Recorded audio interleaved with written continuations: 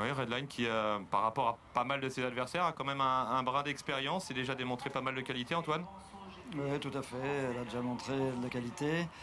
L'autre jour, elle a fait un repérage ici qui a été de bon augure. On l'a monté un peu plus à l'arrière-garde que d'habitude. Elle a fait une grosse faute au passage de route, ce qui lui coûte sûrement la gagne.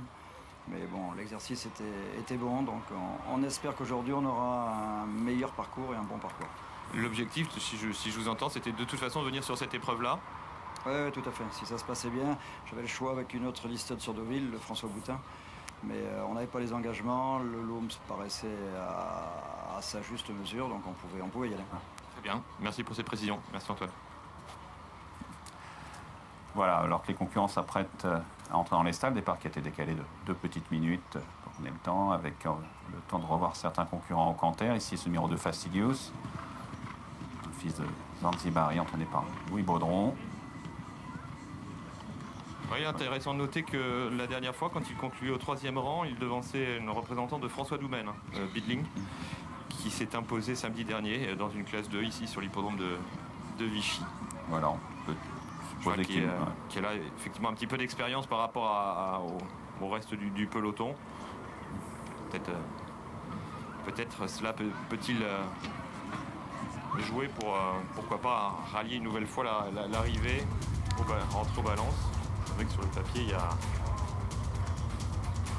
peut-être un peu barré pour la gagne. Oui, alors, en tous les cas, la ligne est répétée. Voilà, c'est ça qui est intéressant. Voilà, le 7 de Brunors, donc je le rappelle, Mini d'ailleurs australienne pour la première fois, gagné sur l'hippodrome d'Epsom au début du mois de juin en bon terrain.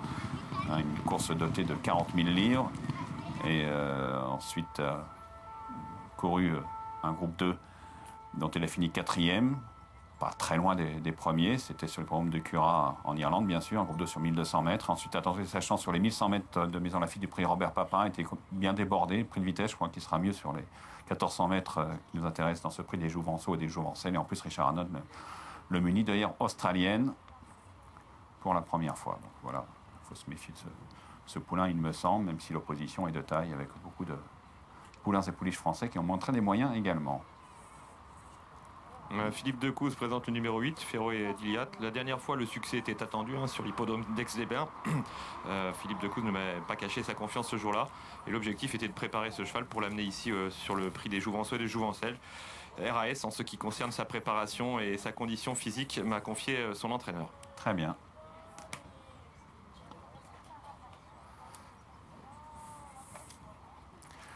Voilà, on devrait, sauf incident, plus tarder à libérer ses concurrents. Ici, le numéro 10, Kensho, la casaque de Guy Pariante, son éleveur. À l'extérieur, le 5, Pin Horse, départ imminent.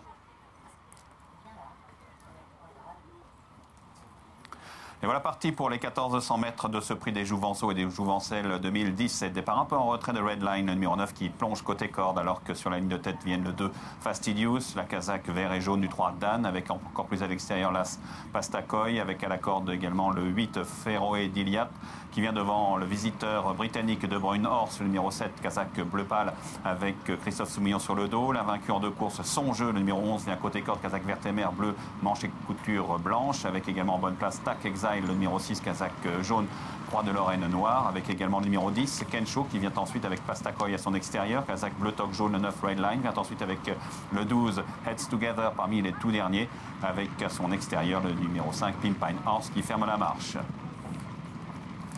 La sortie du tournant est toujours le 8 Ferro Diliat en tête avec Franck Blondel. Ils vont à l'extérieur. Casaque gros bleu, le 2 Fastidious vient ensuite avec le 7 de Brunors. Casaque orange, la casaque bleu clair, épaulette orange. Alors que un peu plus loin vient la casaque bleu et blanc du 11 Son Jeu. Pleine piste, le 9 Redline est tout près avec l'As Pastakoy, avec également le numéro 3 Dan. Ils sont très nombreux à pouvoir jouer la première rôle maintenant, alors qu'ils sont lancés dans le sprint final. En pleine piste, le 9 Redline. Le numéro 11 Son Jeu est là avec le numéro 7 de Brunors qui réaccélère. Le 2 Fastidious se défend bien avec tout à l'extérieur. Le 12 Heads Together avec le 7 de Brunors, c'est Christophe Suillon qui résiste pour l'instant à l'attaque du 9 Redline et à la corde du 2 Fastidious avec le numéro 9 Redline qui s'en prend le meilleur, mais le 7 de Brunors, poulain très dur, semble repartir sur cette attaque. Le 7 de Brunors qui s'en prend le meilleur au passage du poteau devant le 9 Redline et le 2 Fastidious.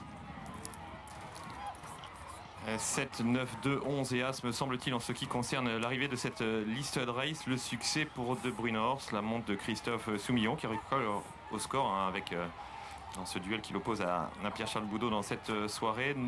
7, 9, 2, 11 et As, me semble-t-il.